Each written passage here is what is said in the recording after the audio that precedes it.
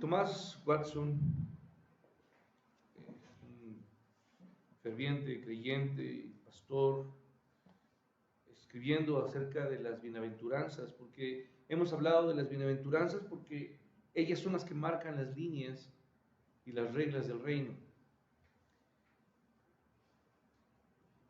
Las bienaventuranzas en realidad toman lo que usted y yo conocemos como los 10 mandamientos y los ponen nuevamente como las reglas supremas de la vida del creyente, pero van más allá de simplemente no robar o no codiciar. Y Thomas Watson habla de las bienaventuranzas de una forma alegórica, y él escribe: un castillo que ha sido sitiado por mucho tiempo. Y cuando hablo de sitiar es cuando un ejército está rodeando, está esperando el momento adecuado, y dice que ha sido sitiado por mucho tiempo. Al no poder salir la gente de allí, la gente pronto va a morir, ¿cierto o no? De hambre. Un castillo que ha sido sitiado por mucho tiempo y está listo para ser conquistado, se va a rendir ante cualquier condición para salvar su vida. Aquí hace una pausa y dice, terminando esa alegoría del castillo, hablando que ese castillo es una vida, ¿me explico? Una vida que ha sido castigada durante mucho tiempo. Dice, aquel cuyo corazón ha sido una guarida del diablo, porque nuestras vidas fueron eso, ¿sí me explico? Antes de que Cristo viniera a nosotros, el que vivía en nosotros, el que dominaba sobre nosotros, era el príncipe de este mundo, el de la potestad del aire. Dice, aquel cuyo corazón ha sido una guarida del diablo y ha aguantado por mucho tiempo la oposición en contra de Cristo, porque antes no éramos hijos de luz, antes éramos hijos de ira. Entonces dice que ha aguantado durante mucho tiempo la oposición en contra de Cristo, cuando Dios, y yo quiero agregar al escrito de Thomas Watson, cuando Dios en su infinita gracia ofrece algo.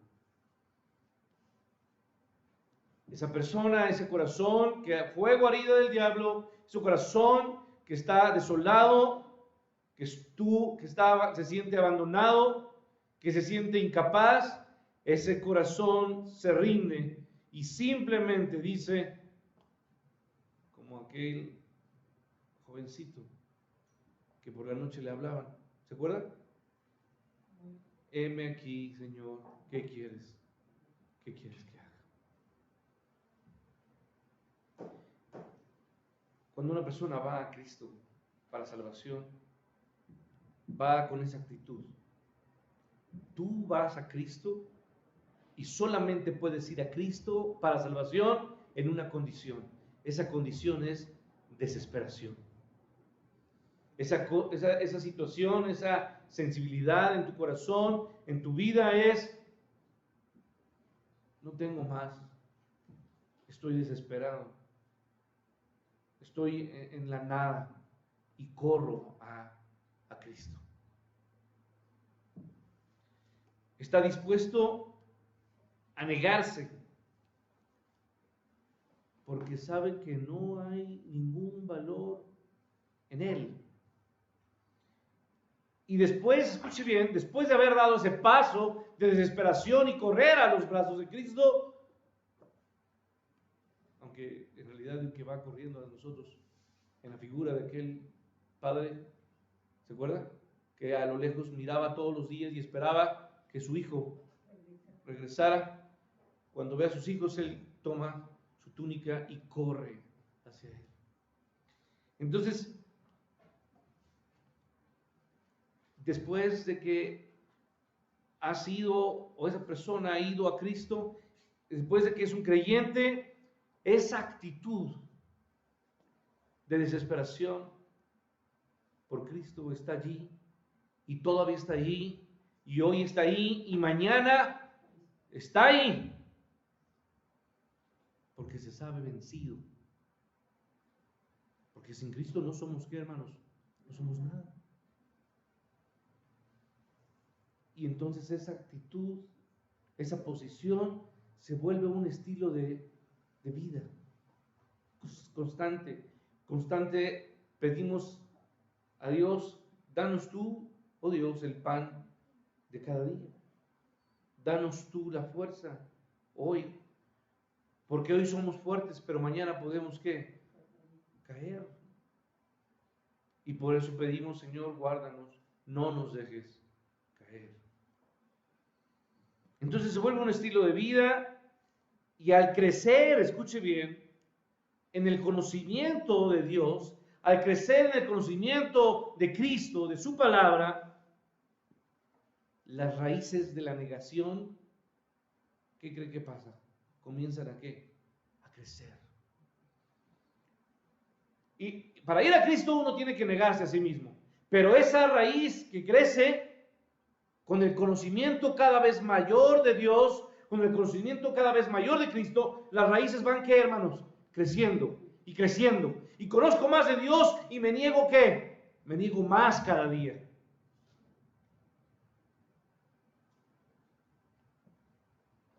Crecer en la gracia es crecer, escuche bien, hacia abajo.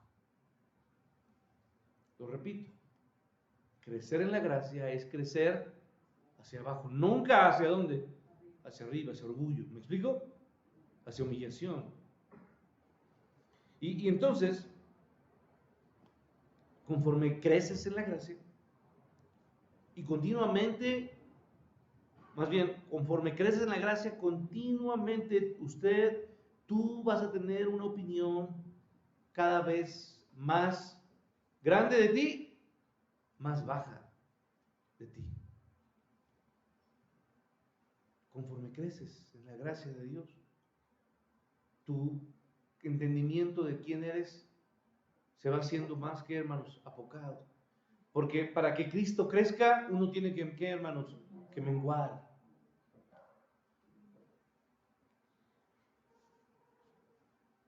Entonces puedes identificar, o podemos identificar la madurez espiritual solo de una forma. Y la forma es muy fácil. El crecimiento, repito, en la gracia es hacia abajo. Es formar un concepto más bajo de lo que yo soy. Eso es crecer en la gracia. Es un reconocimiento profundo, más profundo de lo que uno es. Y eso es, no somos nada. Es un reconocimiento profundo en el corazón que incrementa cada vez más y más, y cada vez más nos sabemos y nos decimos, somos indignos.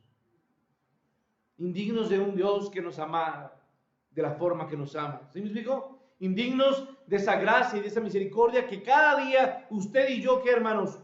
Vemos, conocemos. Y podemos entender cada día su grandeza y cada día nuestra más y más pobreza. Eso es la condición, eso es el negarse a sí mismo. Y conforme uno crece en Dios, las raíces de la negación, como dije, van, ¿qué, hermanos? Creciendo más y más. Y me niego a ver, a oír, a hablar cosas que mi lengua, que mis ojos, que mis pies, mis manos no tienen que, hermanos, que hacer. Es un reconocimiento entonces profundo. Es un conocimiento de saberme indigno. Alguna vez escuché a alguien decir, porque a veces escuchamos en la iglesia que algunas personas dicen, yo quiero hacer algo por el Señor, o voy a hacer algo por el Señor. ¿Y sabe qué?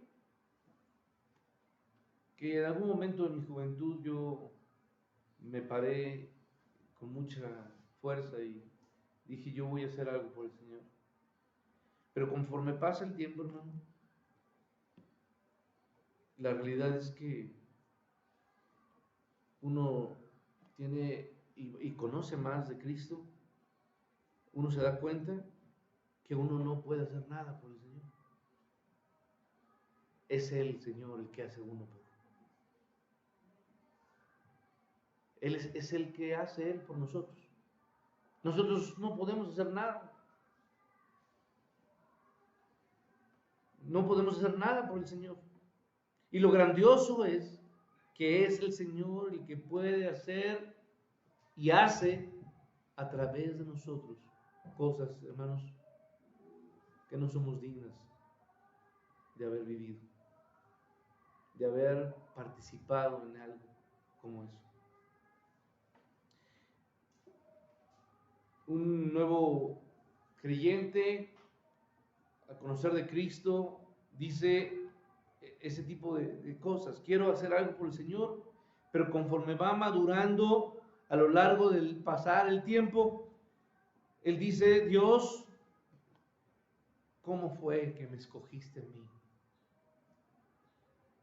¿Cómo fue que tu gracia me tomó para hacer algo a través de mí que soy ¿qué? Indigno, miserable? Lo que quiero decir, hermanos, es que la humildad demuestra nuestra madurez espiritual. Porque cuando usted va a Cristo en los términos de Él y crece hacia abajo, a partir de ahí, usted puede preguntarse y decir, ¿tú pensabas que fuiste humillado en el tiempo de tu conversión? Porque cuando uno conoce de Cristo, uno se siente confrontado con su pecado, ¿cierto o no? Y se ve como algo miserable delante de Dios. Y uno sufre su pecado. Pero la realidad, hermanos, es que ese primer encuentro con Cristo y con nuestro pecado y con nuestra condición de pecador es minúsculo a conforme vamos creciendo en la fe. Uno se siente no más limpio, sino que se ve cada vez con muchas más cosas que puedan ser perfeccionadas por parte del Señor o de su Espíritu en nuestras vidas. Porque si has caminado con el Señor por mucho tiempo, lo que en realidad ha pasado es que te sientes cada vez más abajo de lo que estuviste antes. Entiendes mucho mejor tu condición y el papel que tú tienes en la gloria o en el reino del Señor. Ahora entonces entiendes cuán profundo es el pecado.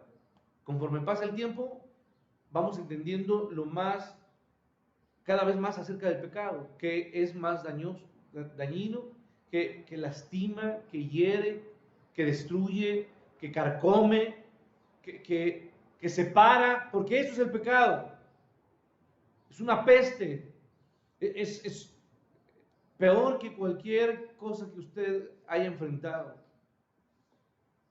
Es algo que va carcomiéndonos, abandonándonos, alejándonos, separando. Entonces podemos ver lo profundo del pecado, porque incluso después de ser un creyente, que has entendido que es parte de la médula de lo que eres tú, y que el pecado tiene que estar separado de uno. Y lo maravilloso es que el Señor, a pesar de nuestra condición, a pesar de que estábamos muertos en nuestros pecados y delitos, Él con su gran amor nos hizo suyos. Nos escogió. Nos escogió para ser usados para cosas inimaginables. Y Él está usando las vidas de muchas personas, miserables como la mía. La negación personal entonces se vuelve un patrón de vida. Hoy me niego y mañana ¿qué? Mañana también. Y la próxima semana igual. Y el próximo mes me sigo negando a mi vida, a mis deseos, a mis esperanzas, a mis proyectos. Ahora, quiero preguntarle y tratar de contestar cómo se muestra, cómo se visualiza la negación personal en una forma práctica de nosotros. ¿Cómo verla, la negación personal? Porque el texto es, el que quiera seguirme, niéguese a sí mismo. ¿Cómo se palpa en nuestra vida? Bueno, pues cuando alguien te ignora y te hace a un lado de manera intencional y eso te duele. Sin embargo, tu corazón está contento por ser considerado digno de sufrir por Cristo. Estoy hablando de que cuando alguien te ignora, no en el trabajo, o sea, no por algún asunto de trabajo, ni por algún asunto de escuela, no. Estoy hablando cuando alguien te ignora, cuando tú estás compartiendo o hablándole de quién, hermanos, de Cristo. ¿Me explico? Cuando tú hablas del Señor Jesús y tú hablas de la palabra de nuestro Dios.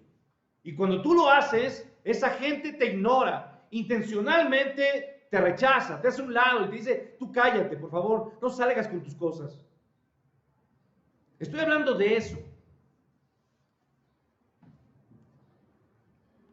Cuando también la gente habla mal de nosotros por las cosas buenas que hacemos. Fíjese, ¿sucede eso o no? Hacemos algo bueno y la gente siempre está pensando que seguramente estamos haciendo algo algo malo. Porque la gente no cree, escuche bien, que hay gente buena. Lo que se nos ha enseñado y lo que vemos todos los días es que hay gente interesada. ¿Sí me explico? Porque la gente está acostumbrada a ganarse así a la gente. Porque somos de intereses mezquinos. Porque buscamos ayudar al que queremos en algún otro momento que él nos ayude. ¿Sí me explico? Entonces la gente no entiende lo que es hacer el bien, como dice la palabra. Haz el bien y sigue haciendo el bien. No te dejes hacer o desviar por lo malo. En todo haz. Desgástate en las cosas buenas, dice la Escritura. No te canses de hacer el bien. Y cuando hacemos eso, la gente nos critica. Y la gente ve y nos dice que eso es algo que está mal. Bueno, cuando nuestras opiniones son ridiculizadas, cuando no nos toman en cuenta, cuando la gente critica nuestros actos como creyentes. Y entonces, escuche bien, eso que viene y de la gente que habló, que dijo, que criticó, que nos juzgó, ¿cómo podemos mostrar más la negación? Cuando usted simplemente no cae en actitudes de ¿qué, hermanos? De enojo. Porque lo lógico, hermano, es que uno se enoje con esa gente, ¿sí o no? Pero mostrar nuestra negación, mostrar nuestro carácter cristiano, es no dejar que el enojo, ¿qué, hermanos? Llegue a nuestro corazón. Que no se ponga el sol, ¿verdad? Que el enojo no nos domine. Que no seamos provocados y caigamos en provocación de ira. Sino que, por el contrario, no dejemos que nuestro corazón guarde enojo, o ira o amargura en contra de esas personas. Y a pesar de que nuestras opiniones son ridiculizadas, o nuestras palabras se ocupan como burla, entonces con paciencia nosotros guardamos silencio a pesar de lo que la gente hace, nos hace, y a pesar de lo que la gente dice de nosotros. Eso es mostrar la negación de forma práctica. Cuando usted no intenta defenderse, Cuando usted no intenta confrontar a esas personas, sino con amor, con paciencia, soporta a todas esas personas que son molestas, que son hirientes. Cuando usted tiene que soportar el enfrentar a personas necias, a personas insensatas, a personas que son totalmente insensibles espiritualmente, y entonces tiene que tomar la actitud de Jesucristo como Él hizo. Eso es negarte, eso es morir a ti. Es decir, no voy a decirles nada, no voy a pensar nada, ni siquiera voy a guardar en mi corazón enojo contra quién, contra ellos. Ahora, una forma práctica de negarte a ti mismo es cuando usted en cosas tan sencillas está satisfecho con lo que le ponen en donde, hermanos, en la mesa. Porque cuántas veces, hermanos, algo se nos pone en la mesa que hay que comer y usted simplemente se enoja y no está satisfecho porque no le gusta, porque no quería, o porque está frío, porque está caliente, o porque no sabe bien, o porque yo no quería comer eso. El negarte a ti mismo es estar satisfecho con cualquier comida, con cualquier ropa, con cualquier clima, haga frío, haga sol, llueva, a pesar de que te sientes solo o te sientes solo, con cualquier cosa que Dios permita en tu vida. Eso es morir a ti, eso es negarte. Cuando nunca te importa que la gente esté hablando de quién, hermanos, de ti. Porque cómo nos gusta que la gente hable y nos diga y nos reconozca. Cuando no estás buscando que la gente esté reconociendo lo que tú haces, o la gente esté aplaudiendo lo que tú hiciste.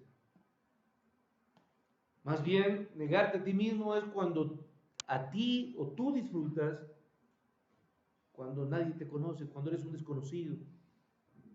Eso es morir a ti. Cuando ves, escuche bien, y voy a decir algo que a muchos quizá nos cuesta mucho. Cuando ves que otro hermano es bendecido, es prosperado, y tiene algo que tú no tienes. Sin embargo, te gozas porque él fue bendecido en eso. Y no te llenas de envidia, no dejas que tu corazón se llene de este veneno asqueroso que es la envidia. Tú le ves prosperar y ves que sus necesidades son satisfechas y honestamente entonces puedes estar contento y no sentir envidia y ni siquiera te atreves a cuestionar a Dios y le dices, ¿por qué a él sí? ¿Por qué? Porque a mí no. A pesar de que quizás tus necesidades son mayores que las de la persona, de ese hermano. ¿Dios está actuando perfectamente, sí o no? Lo está haciendo. Y no lo entendemos y quizá no nos guste. Pero cuando hay un corazón que se goza con la bendición, con la prosperidad de otro hermano, de otra familia, de alguien como tú, eso es negarte a ti mismo. Eso es morir a ti. A pesar de tus necesidades, a pesar de tus circunstancias difíciles, eso muestra que tú tienes un corazón que se niega. Cuando puedes recibir, inclusive, escuche bien, corrección de otro hermano, un hermano más joven, escuche bien, en la fe, que te dice, oye, lo que hiciste no está bien, no lo hagas. ¿A quién le gusta que nos digan las cosas? Y mucho menos que alguien sea más joven en la fe que nosotros. Cuando tú puedes recibir la corrección, la reprensión de algún hermano y te sometes humildemente, y es más, le dices, estoy mal, quiero que ores por mí. Interna y externamente la recibes sin rebelarte, sin justificarte, sin poner pretextos o excusas, o guardar resentimiento contra esa persona. Eso es morir a ti. Entonces, estoy hablando de el que quiera seguir. En nuestro texto, ¿lo recuerdan? 9:23, no se lo olvida, 9:23, Lucas. El que quiera seguir, tiene que negarse. Y ese negarse es un venir, es un ir a Cristo. Pero ese ir a Cristo es una actitud de negación. Comienza con una actitud de negación. Es un crecer hacia dónde, hermanos, hacia abajo. A partir de allí, entonces, tú estás caminando con Cristo. Ahora, yo quiero decirle que nuestra negación, hermanos, no es perfecta. No lo es. Nuestro suicidio personal, que es lo que tenemos que hacer, suicidarnos. Si usted pensaba que el suicidio era pecado, si usted se suicida a sí mismo, eso es lo más correcto que tenemos que hacer. Pero muchas veces fallamos en esta actitud de negación, de suicidio personal que no nos falla. Porque a veces, ¿qué resucita, hermanos, en medio de nosotros? Resucitan raíces de ego, ¿sí o no? Que se levantan. Y resucita nuestra voluntad. ¿Y qué tenemos que hacer, hermanos? Cortarlos. Echarlos hacia afuera. Porque todo lo que se interpone a la voluntad de Dios tiene que ser quitado. Y lo que usted tiene que buscar en todo momento es su gracia y su perdón. Cuando fallamos y nos llegamos nuevamente de palabras, de orgullo, de actitudes no correctas, no de amor, no de paciencia, no de gozo, no de dominio propio. Pero ese es el deseo más profundo y más puro que debe haber en nosotros, el negarnos hacia nosotros y buscar esa gracia perfecta. Ese debe de ser el anhelo más grande y la aspiración más profunda de un corazón redimido. La gracia y el perdón de Dios. No queremos otra cosa. Su gracia y su perdón. Es lo que necesitamos. Porque cuando usted está buscando la gracia y el perdón, implícitamente lo que está usted diciendo de sí mismo es que es un ¿qué, hermanos? Un pecador perdido. Nadie busca la gracia y nadie busca el perdón si antes no se ha dicho a sí mismo, soy y necesito de Dios porque soy un pecador. Aunque queda muy corto cada día nuestro esfuerzo de negarnos, tenemos que hacerlo en todo momento. Negarnos una y otra vez. Entonces yo creo que antes de pasar a la segunda parte, porque nuestro texto, si se pone usted, por favor, sobre sus pies y lee conmigo Lucas 9.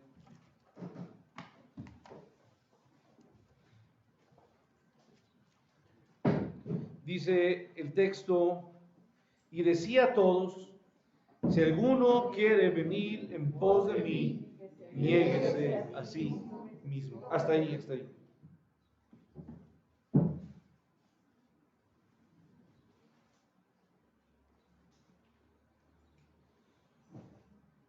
El negarse a sí mismo es, de una forma indirecta, decirle a Dios, quiero correr a ti. Nadie puede ir a Cristo si no es, escuche bien, en desesperación. Y a Cristo no se va caminando. A Cristo sabe cómo se va corriendo. Porque uno está desesperado por ir a Él. Porque voltea a todos lados y no hay nada. Nada que tenga valor. Y lo único que anhela nuestro corazón y nuestros ojos es ir y correr de forma desesperada hacia Él. Porque Él para nosotros se ha vuelto nuestro todo. Y corremos de forma desesperada hacia Él. No hay otro punto, no hay otro anhelo más grande que ir a Él en desesperación. Llevar la cruz, porque es algo que agrega. Dice, cualquiera que quiera seguirme, además de negarse, tiene que, ¿qué, hermanos? Que tomar la cruz. Esto va más allá del concepto que nosotros tenemos, porque hoy es demasiado torpe lo que a veces la gente llega a decir de que es una cruz. Usted sabe los chistes tontos que a veces la gente dice. Mi cruz es mi suegra, ¿no? Mi cruz es mis hijos. O mi cruz es mi esposo, mi esposa. No, para los judíos, el pensar en la cruz era pensar en un sufrimiento y en un dolor implacable. Vamos a orar. Señor, gracias te doy por la forma que te acercas a nosotros a través de tu palabra y nos hablas. Y la forma, Padre, en que nos dejas claro qué es la salvación. La salvación, Señor, no simplemente es decir acepto a un Dios que ha prometido amarme y cuidarme y darme felicidad. La salvación es un caminar y es un ir a Cristo de forma desesperada, reconociendo todo lo que soy, o más bien reconociendo que no soy nada, y corro de forma desesperada hacia Él, porque no tengo nada sin Él, y solamente Él puede darme, y solamente Él puede sostenerme, y solamente Él es mi único y suficiente Salvador, y corro en desesperación hacia Él y por Él. Tú eres todo, Dios. Ayúdame a verte como eso, Señor. Perdona, Padre, mi orgullo. Quiero crecer en conocimiento tuyo y quiero, Padre, descender y entender que mi caminar hacia ti es un caminar hacia abajo, un caminar humildemente y humilladamente. Porque crecer en la gracia es humillarme ante ti. Padre, humíllame y dame de ti. Sosténme y ayúdame, porque tú eres todo, Dios. En el nombre de Jesús te lo pido.